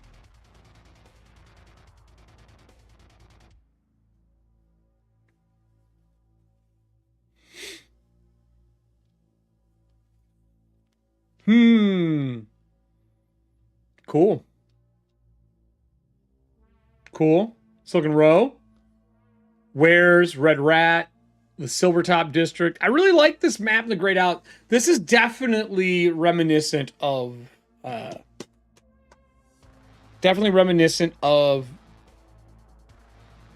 Blades in the Dark. I like this a lot. It's really well done for a city. Really well done. I've thought about breaking down Everpeak more for people. The Rook District. Cool. Swiftly! What is this for? Swiftly I need taverns. Dun, dun, dun, dun, dun. Oh, this is cool. Are these high? This is getting highlighted for the recording. This is awesome. Look at this. There are highlights. They fucking link back, baby. Criminal contacts. Training. Training. Law and Order, dude. This is all hyperlinked. This whole fucking table is hyperlinked.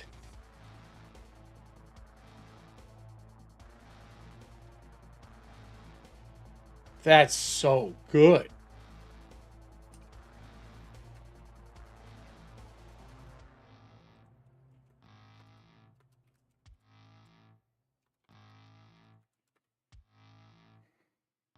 Oh, this must be the back of the book.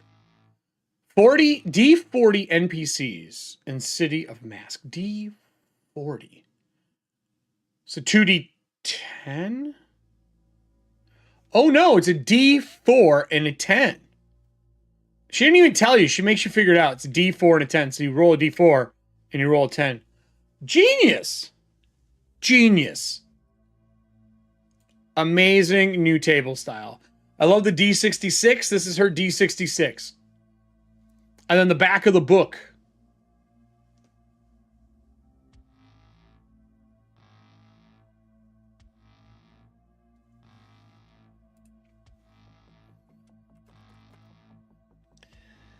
I like a collection of ideas for the Shadowdark RPG in a sewer grate you find. Someone roll me a D20.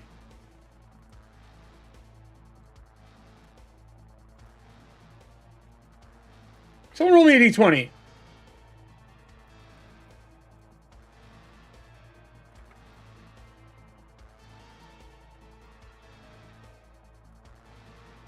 What do we get? Let's see. I'm just curious. What do we find in the sewer grate today? Is it it? Is it a red balloon? Please don't be a red balloon. God, don't be a red balloon. Does she have red balloon on here? Does she have red balloon on here? No. 12. Brass whistle used by the city guard to summon help. Nice. Nice. That's awesome. All right. All right. I'm going to record my review for this. Let's get this set up. Pausing this. I think I can do this in 10. I think I can do this in 10.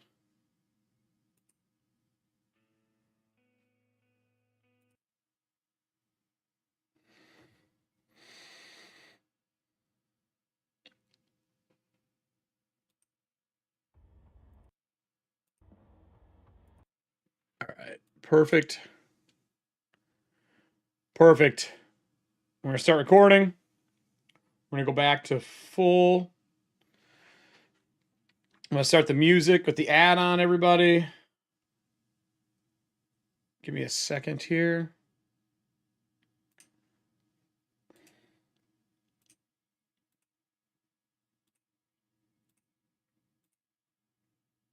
Okay. All right. How do I want to do this? Recording. Add. 3, 2, 1.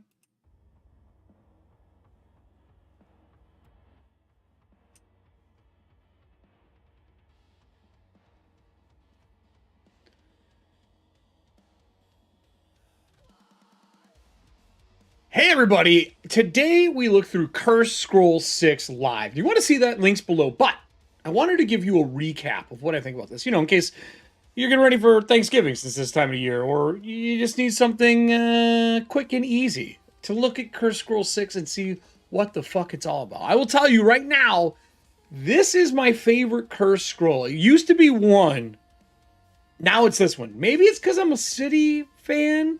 I'm a City boy. I love me some City stuff, and this delivers with a bunch of new rules that I think really kind of make what's been missing from Shadowdark. That little extra, je ne sais quoi.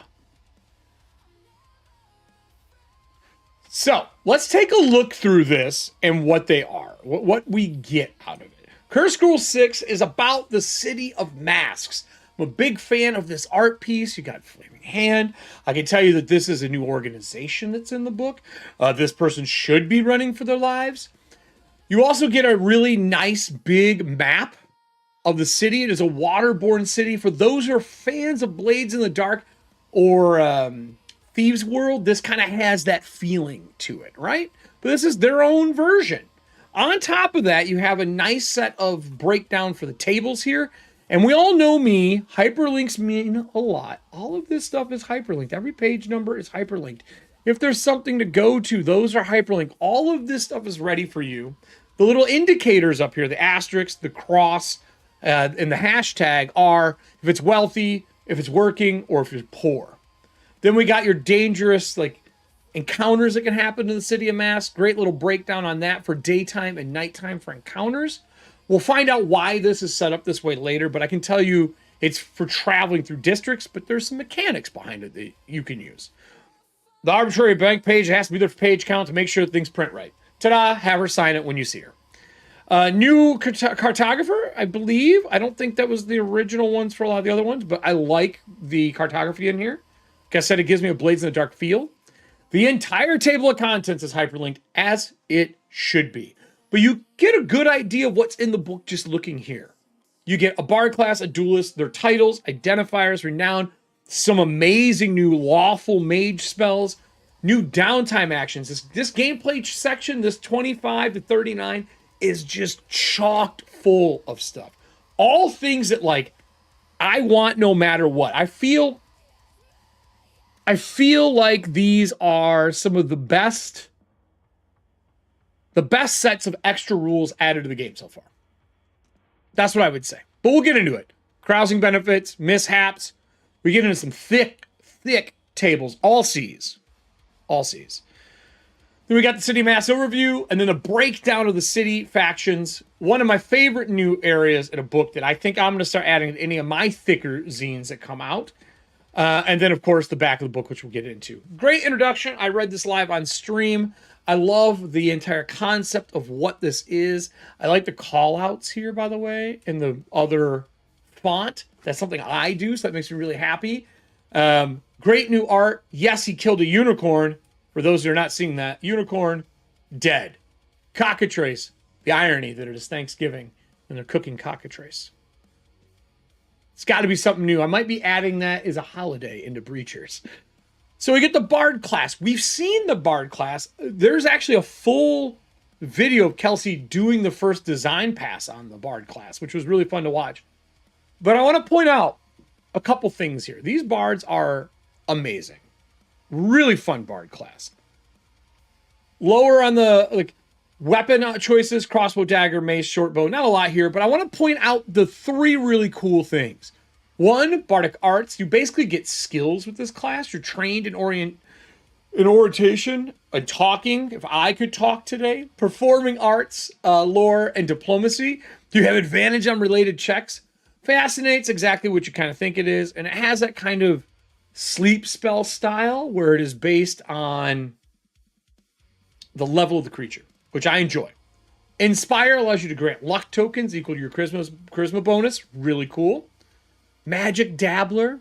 You can activate a spell scroll and wands using charisma modifier, which is cool. It lets them flex in magic. But this is where it gets spicy. You can choose, instead of taking a talent, to get a random priest or wizard wand. You decide which type. I want a random priest one. I want a random wizard one. Really cool. Powerful here. Add +2 to your group's carousing event rolls. Really strong in this book. Of course, some new art of the Jesus Christ Bard. Really awesome. And then I had not read this class yet, which is awesome. But we get the duelist. And there's two elegant things in this design. Light on weapons. Armor is only two things. One of them being mithril because you got to be light on your feet. Good hit points. They get a parry once per day. You can just parry an attack, and that would have hit you, and it misses. The Tail Spinner. DC 15 Charisma check. If you pass, strangers all around you believe you're famous and important for the remainder, that's huge, of your interaction with them. The same individual cannot be fooled twice. You can't just like do it twice. You can't, these are not the droids twice to somebody. But my favorite part is the taunt. And I feel like as a designer, this was the reverse engineered part. I feel when Kelsey was making the talents that they probably did deal 1d6 damage when you hit with a taunt attack. Okay, what's taunt going to be? I don't want him to make a skill check. Instead, anytime you miss, anytime you're missed with an attack, you have advantage on them. So you get to, boom, dodge, and then if you have that 10 or 11 on talent, you stab like sneak attack with extra damage. Great build of like a power where you really feel like you're wielding and dueling and parrying things. I love it. It's fantastic. New titles. The Three Stooges.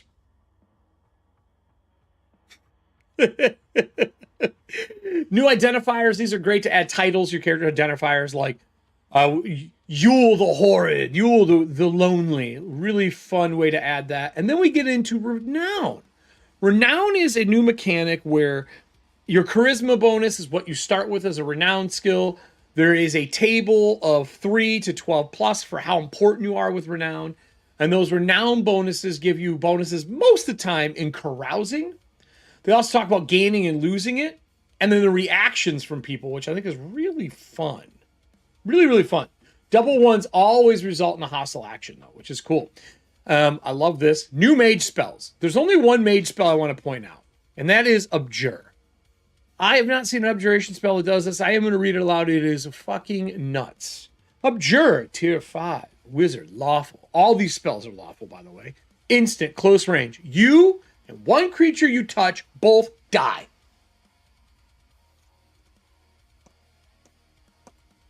No. What? You better have a priest on hand. Like how awesome is you're going to fight the lich that is just fucking this town up. You turn to your other priest friend who's got high level spells, like, I need you to have the resurrection ready. I have this. And you go sprinting in and lay your hand on the lich and kill it. You and it both. Really cool. Great new spells in here. I'm a big fan of the spells. I think they really kind of nailed the idea of lawful spells. Permanence and a bunch of other things make they make the return. Stasis does. Speak with objects, really cool. I specifically want to point out something to speak with object too. I don't want to put it on screen. I don't want to ruin it, but I can tell you that they've made it to where when you pick up an object, how witty it is based on the material. I'll wait till you get it. It's so fucking cool. I would want it as a wizard, and it's like a tier 3 spell, so it's super awesome. I mean, like really probably one of the fun spells that are in here. Next up, we get into the mechanics that I think myself and a lot of other people have been waiting for. And the other thing that I think it's something that's going to add stuff that was missing to the game, where people are like, there's not enough options. I feel like this is kind of the answer to making an advanced version of Shadowdark, or growing into Shadowdark is how I'm going to label it. Like, these options are how you grow with Shadowdark instead of, where's my splat book that gives me skills? This is the growth. So let's take our hero arc here for a second and take a look at what there is. So right now, we're checking out downtime. PCs can do one downtime activity between adventures. Activities marked with an asterisk cost 10 gold times PC level.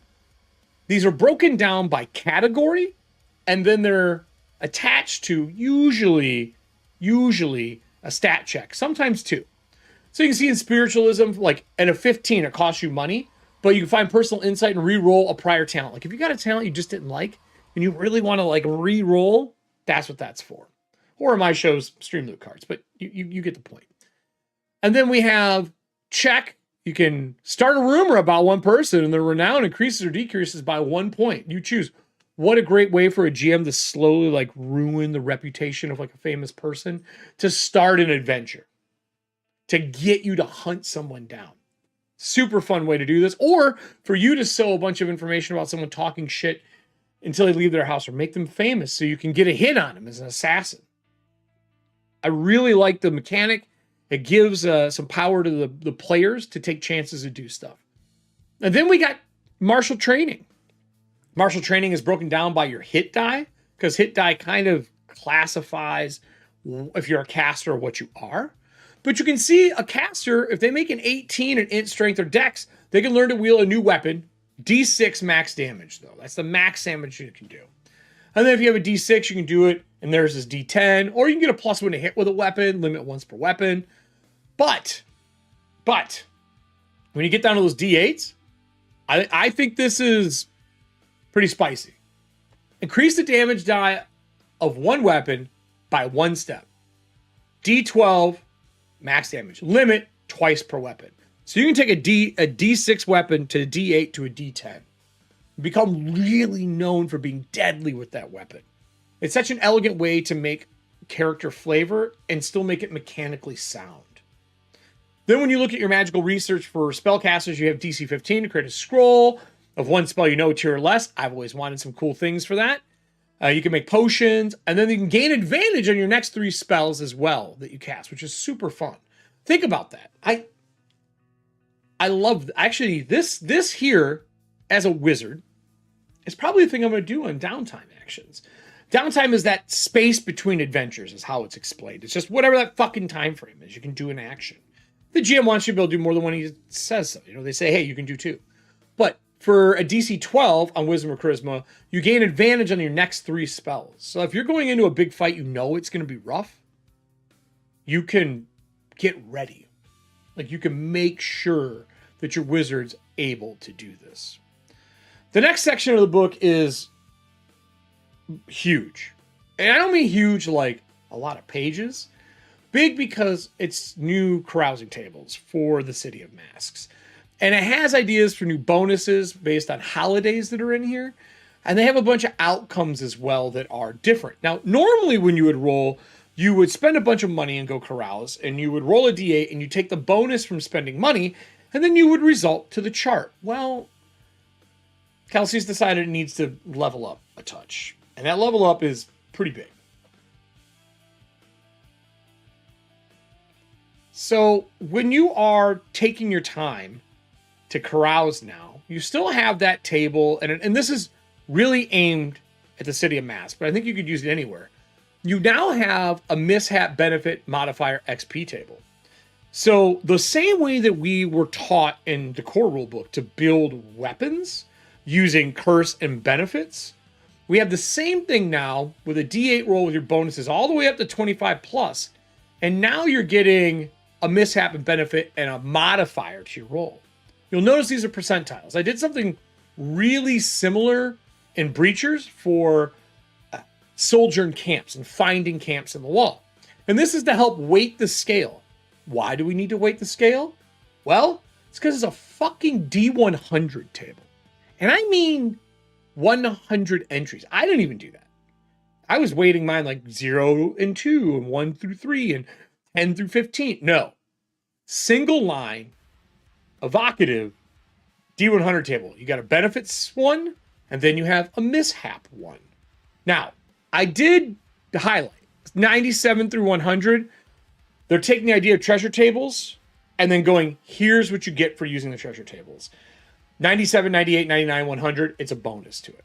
Pretty fine. I mean, I like that. 15, 20% on your treasure table, and you're just adding it to your percentile roll. Excellent. Mishap table.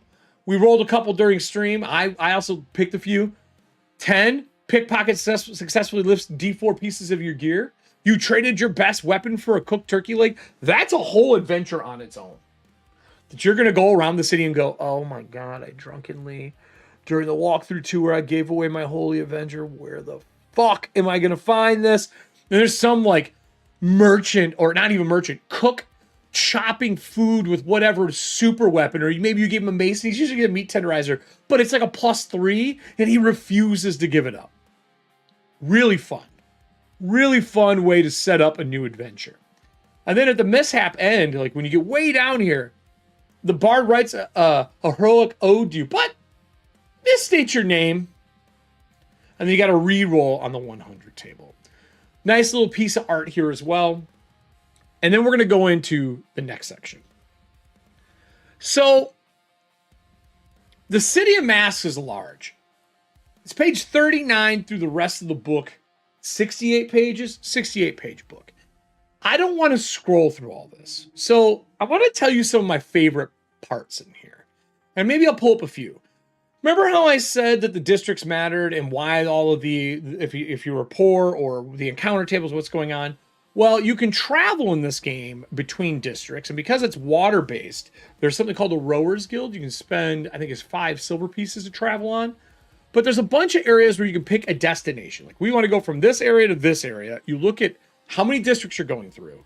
And then there's a 1 in 6, 2 in 6 chance. But if you rush, you can cut it from 10 rounds to 5 rounds if you rush through the city. Fucking just sprinting that bitch. Well, now your chances go up. So if you're going to an adjacent district and it would have been a 1 in 6, now it's a 2 in 6. And if you're going to a non-adjacent district, now it's a 3 in 6 that you have an encounter. And Kelsey has designed encounter tables here for each of the districts. They're all broken down by where it is, what it looks like, how wealthy that area is, and everything is hyperlinked in here as well. I think the next thing I'd probably want to point out is we knew we were getting factions. We did not know how they're going to go. Well, I'm happy to say we know how they go now. Factions are in here. So here's your factions.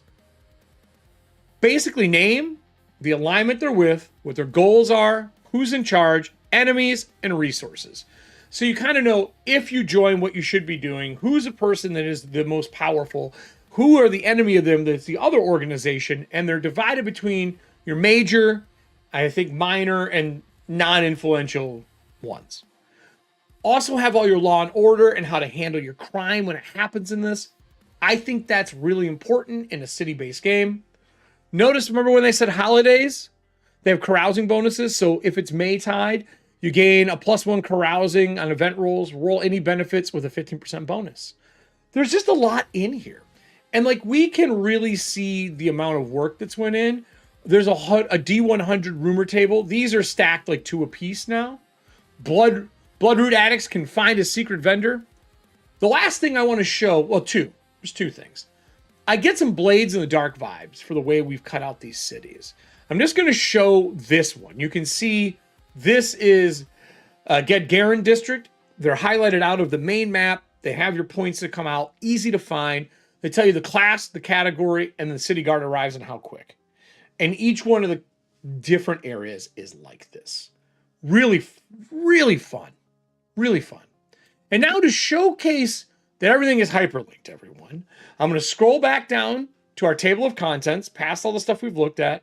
Then we're going to go to my favorite thing. And I'm doing this just because, look, man, if you don't put hyperlinks in your zines by now, what are you doing with your life? Why aren't you hyperlinking your PDFs? Paizo, I love you, but you need a hyperlink. I'm never going to stop razzing you about it. So, if you go down here, there's all the districts. You can see boom, boom, boom, boom, boom. But this here, I swiftly need. This is such a great version of an index, but it's, oh fuck, I gotta find something. Where's it at? Hyperlinked or page number. Are you serious?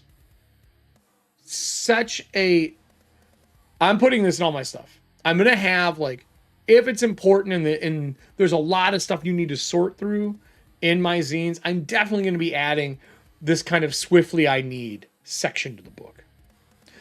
The next thing, this is the last thing I want to showcase here. D40 doesn't even explain how it works. Your brain reads it and goes, how the fuck? There's no D4.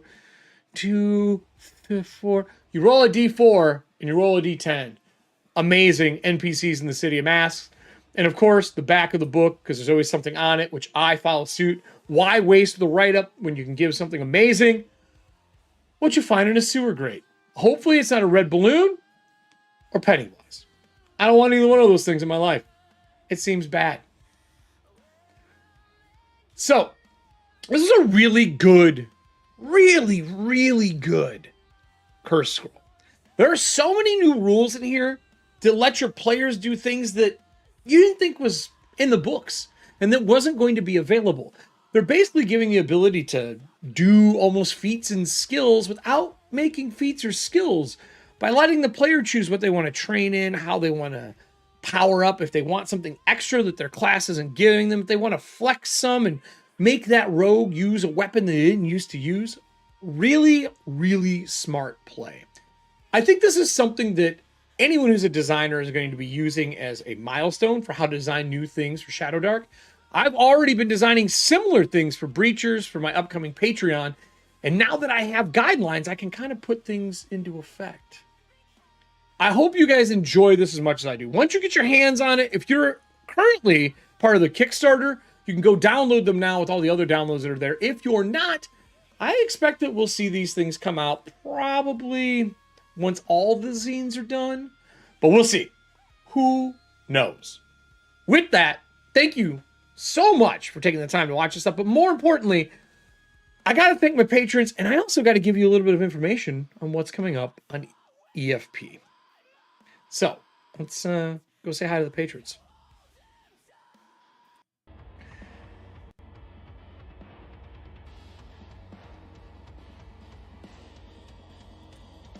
So these wonderful people are how I do this. They support everything that I make, and if you're interested in getting a bite onto all the stuff that I make for EFP, you can find it on the Patreon. So I do micro settings right now, Athontia, Breachers, which is in print, and also 3 zines out for it. You have your core volume 1 with Everpeak and the wall that is there, known as the Crimson Wall. On top of that, I also have a Cartographer and a Berserker class. They're more than just a class. They each come with a new kind of add-on for the game. The Berserker comes with Vengeance table where you can claim vengeance. And then my Cartographer has a bunch of stuff for advanced camps inside the wall. These people, this is who makes that happen. If you want to come back on what's going on, check this out. Go check my Patreon. The link is down below. It's in the slab, you know, the area down below. Not the doobly-doo. I don't call it that here on Corpse Talk. But thank you so much for joining me. I hope you have a great holiday, because this is recorded the day before Thanksgiving. And if it's some other time of the year, I hope whatever holiday you're having is good and not a piece of shit. Shitty holidays suck. And according to this book, holidays should give us bonuses. That's it from me over here on Eric Frankhouse Presents during Corpse Talk. Stay fucking rotten, creeps. Click the things around, share with your friends, and I'll see you next week. All right, so we're done recording. Well, everybody, what do you guys think of this PDF? This seems solid AF. Am I wrong?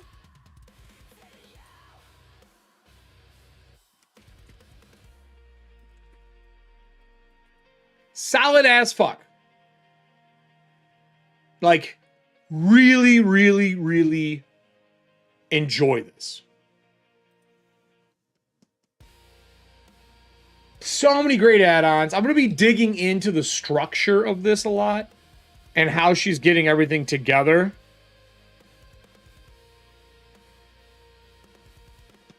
I really want to make sure...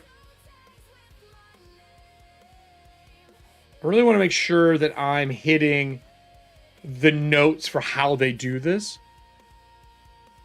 I really want to make sure that we're following the suit when I design stuff for Breachers. But with Breachers in mind. For everybody else, obviously I'm not going to be on tomorrow. It's Thanksgiving for the people in the US. But I will be posting some stuff. I'll be around on the Discord. I'm posting up all, I think during the game tomorrow, I'm going to be writing and posting up all of our living wall stuff. For sure. You need for Breachers for sure. I need D12. You can't get D12 fists. Because you only raise it twice. Fists right now are a D4, I think. You can only raise it twice. So you can get it up to a D8.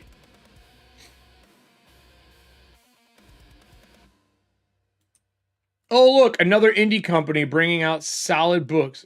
Shaking Your Boots D&D. I don't think Arcane Library can be considered an indie company anymore. I think with 2 successful Kickstarters at over $1 million, I think they are proven that they are more than that, right? Like next level greatness.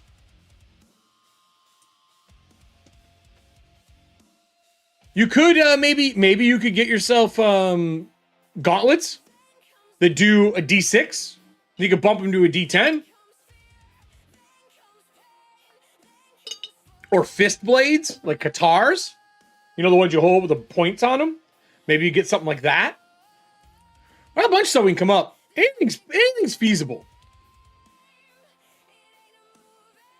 But I'll tell you that you want bladed things as a berserker. Make sure you look over it. Because most of their weapons are bladed based. But that's it for me here today, everybody. I got to go grab a package downstairs before it blows away. And I'm going to be around doing some more writing. I got a whole bunch of catch-up stuff to do. But thank you so much for joining us today. If you are having a holiday tomorrow, I hope your Thanksgiving doesn't suck shit. I hope the food is good. I hope your turkey isn't dry. I hope some motherfucker remembers to make some goddamn cornbread. If someone doesn't make you cornbread at the Thanksgiving you go to, you have my permission to absolutely slap the food out of their hand. I'll clip that. You can send this to them. If there's not cornbread, crush them. Slap it on their hand. My personal favorite is I got a cornbread muffins that I make that are fucking solid. But that's for another time. That's it for me, everybody. Stay fucking rotten creeps. I will see you maybe this Saturday, actually, as we do some Rise and Design. If you're watching this live right now, or you're watching the replay of the live, share, baby. We're trying to get up to 1,000 here as soon as we can. It's not going to happen by the end of the year, but I sure hope that it happens sometime next year. That's it for me, everybody. Have a fucking good one.